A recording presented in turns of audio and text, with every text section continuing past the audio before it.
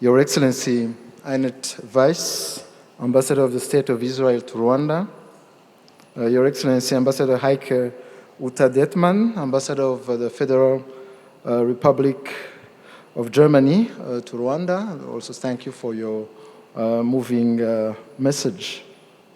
Dr. Zonia Ojielo, UN Resident Coordinator, dear Rabbi, members and friends of the Jewish community in Rwanda, ladies and gentlemen, shalom and good evening. I'm privileged to join you this evening to mark this International Holocaust Remembrance Day, which is the 81st anniversary of the liberation of Auschwitz-Birkenau extermination camps. Tonight we honor the memory of 6 million Jewish men, women, and children who were brutally exterminated, as well as the millions of others who were victims of the Nazi persecution during the Holocaust.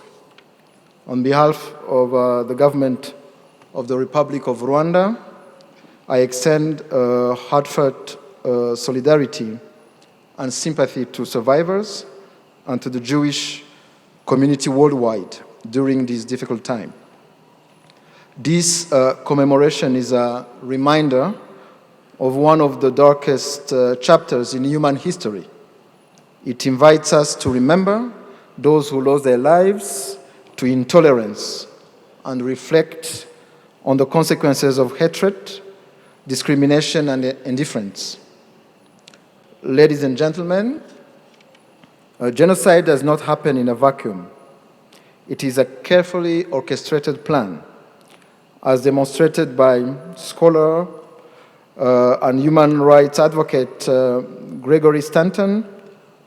Genocide unfolds through identifiable stages, including classification, symbolization, discrimination, and dehumanization, culminating into denial. Understanding these warning signs is essential. No genocide is inevitable. Like a cancer, it can be confronted when diagnosed early. In 1994, 49 years after the Holocaust, Rwanda suffered the loss of 1 million of its people in 100 days during the genocide against the Tutsi. Entire families were decimated, communities torn apart, and the very social fabric of the nation was shattered. We therefore approach this day as a member of the international community, as friends, and also as a nation who understands firsthand the devastating impact of genocide. In the same spirit, Rwanda strongly condemns the rise of anti-Semitism and violent acts against Jewish people in many places around the world, including hate-fueled terror attacks like the latest one that happened last month in Sydney. Your Excellencies, in a world facing growing polarization, misinformation, and hate speech, these lessons we learn from our pasts are more relevant than ever. Today, we continue to witness conflicts and the targeting of communities based on their identity.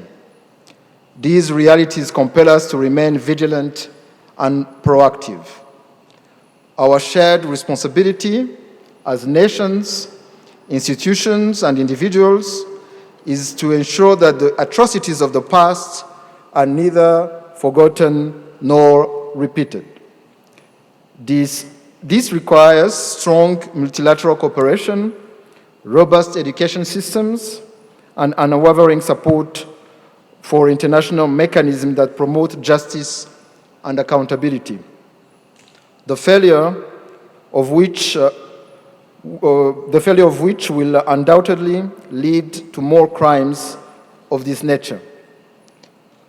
For instance, a mere 200 kilometers away from this memorial, in eastern DRC, a group of people are currently victims of hate speech and persecution only for who they are. And Rwanda calls on the international community to stand united and in speaking out against this ideology and persecution, which bear all the early warning signs of a genocide.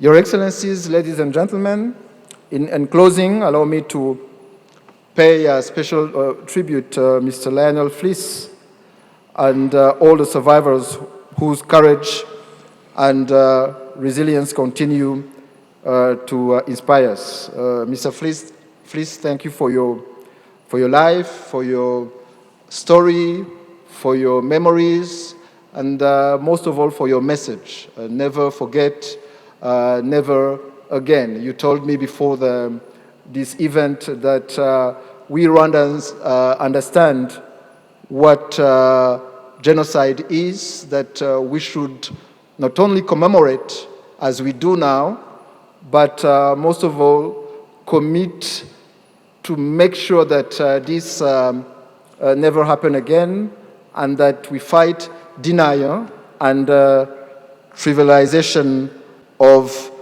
a crime such as genocide.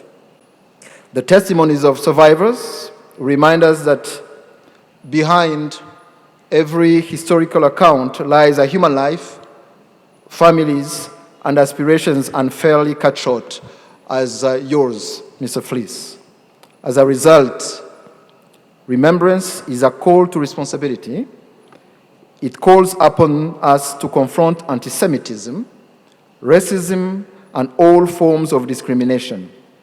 It calls upon us to strengthen institutions that uphold the rule of law, and it calls upon us to stand firm against genocide denial and any other tactics aimed at blurring the facts of history. In this regard, Rwanda reaffirms its commitment to these principles and to working closely with partners across the globe to prevent genocide and combat the ideology fueling that crime wherever it may be.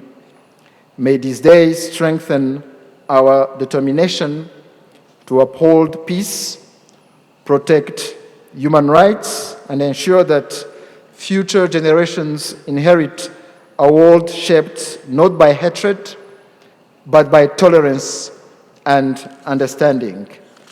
I thank you very much.